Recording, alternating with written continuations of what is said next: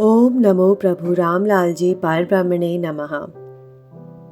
हर एक तिथि का कोई ना कोई रहस्य, उसके पीछे कोई ना कोई एक कथा और उसका मतलब छुपा होता है। तभी उस तिथि को पुण्य तिथि माना जाता है।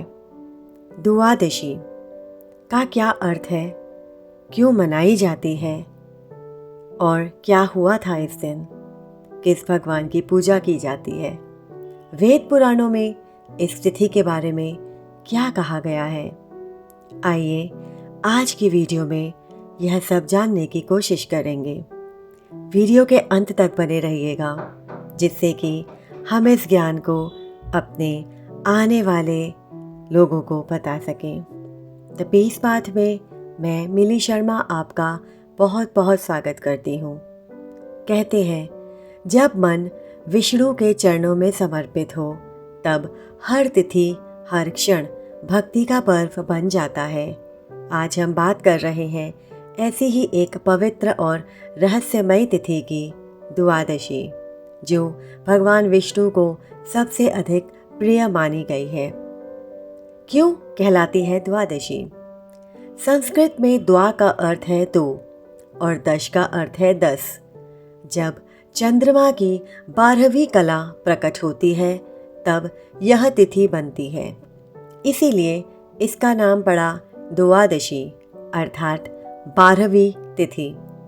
यह तिथि एकादशी के अगले दिन आती है और व्रत करने वालों के लिए यह पावन दिवस कहलाती है।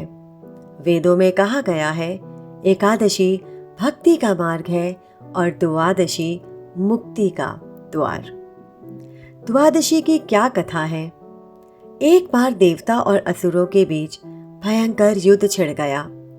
सभी देवता दुर्बल पड़ गए और इंद्रदेव सहित सभी ने भगवान विष्णु से प्रार्थना की, हे प्रभु, असुरों की शक्ति दिन प्रतिदिन बढ़ रही है, हमें रक्षा का मार्ग दिखाइए।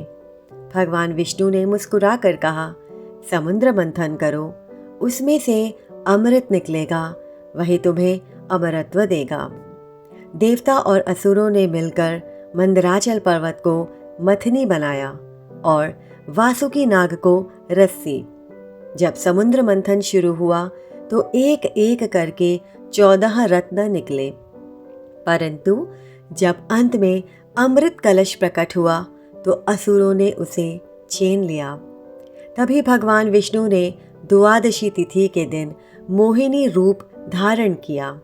अतुलनीय रूप, सुगंध और तेज से दीप्तिमान वह स्वरूप देखकर असुर मोहित हो गए। मोहिनी ने सभी को पंक्तिबद्ध किया और देवताओं को अमृत पिला दिया। इस प्रकार भगवान विष्णु ने द्वादशी के दिन देवताओं को अमरत्व प्रदान किया। इसीलिए यह दिन विजय, अमृत और मोक्ष का प्रतीक माना जाता है। विष्णु भगवान का क्या वचन है?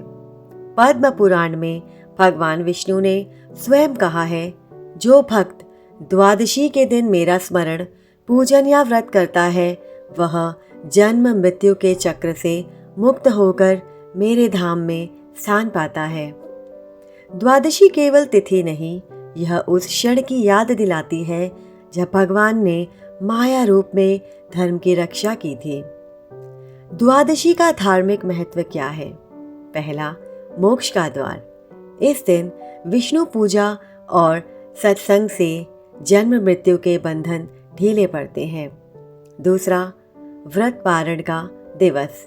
एकादशी के उपवास का समापन द्वादशी को किया जाता है।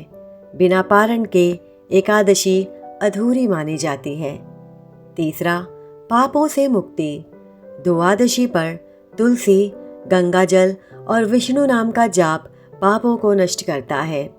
चौथा, सुख, शांति और समृद्धि। जो इस दिन भगवान विष्णु और माता लक्ष्मी की पूजा करते हैं, उसके घर में कभी अन्न और सौभाग्य की कमी नहीं रहती।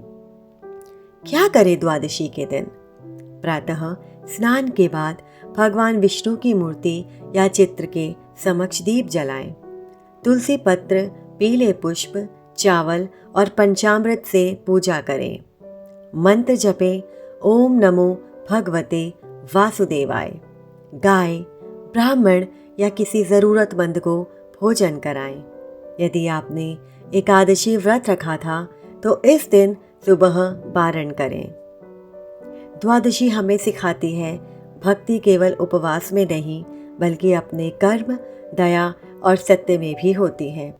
भगवान विष्णु की यह प्रिय तिथि हमें स्मरण कराती है कि जब भी हम असुरता यानी अपने भीतर के नकारात्मक विचारों से संघर्ष करते हैं, भगवान का मोहिनी स्वरूप हमें मार्ग दिखाता है। तो इस द्वादशी पर अपने मन को शुद्ध करें और कहें, हे विष्णु प्रभु, मेरे जीवन में भी आपकी मोहिनी कृपा बरसती रहे। मेरा मन अमृत समान शुद्ध और शांत बना रहे। आशा करती हूँ इस वीडियो से हमने द्वादशी के बारे में काफ़ी कुछ जाना होगा। मिलते हैं अगले वीडियो में द पीस पाथ में। आपका दिन बहुत शुभ हो।